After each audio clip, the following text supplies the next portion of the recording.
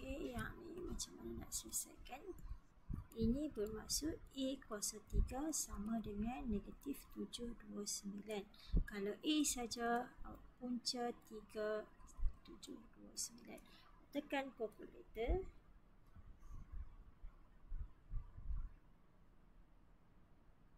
So, awak dapat negatif 9. A sama dengan negatif 9.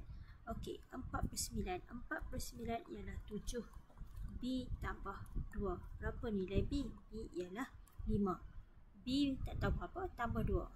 2 tambah berapa? Dapat 7. So, B sama dengan 5. So, sekarang dia nak A tambah B.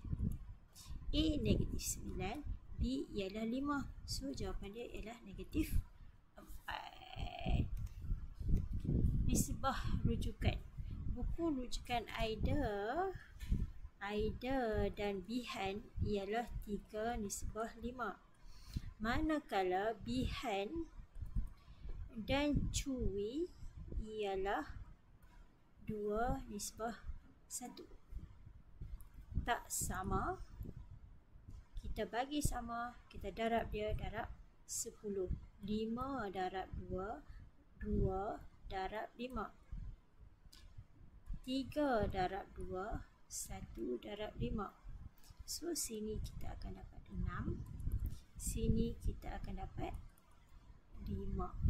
Ini sebaris, jadikan dia 10.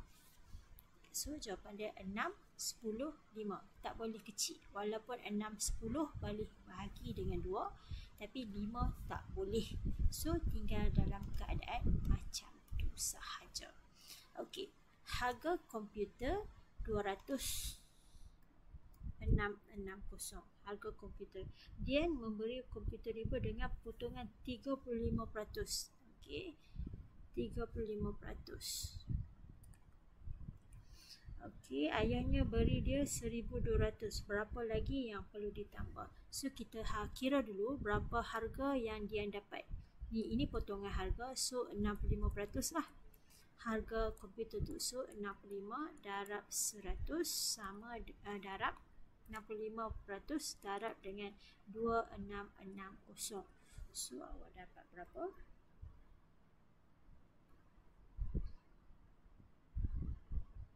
1729. Lepas tu ayah dia bagi dia 1,200. 1,200. So, berapa lagi yang perlu ditambah? Harga komputer banyak ni.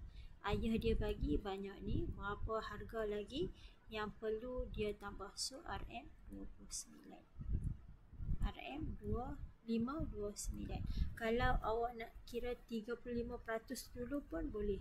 So, 35% darab dengan harga komputer, iaitu 35 bahagi 100 darab dengan 2660.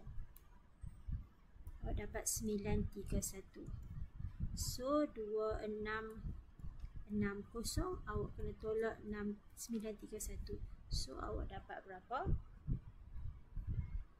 1729. Sama juga dengan yang mana satu pun boleh. Okey, berapa duit yang perlu Dian tambah? Okey, berapa perlu Dian tambah? Sebanyak RM529.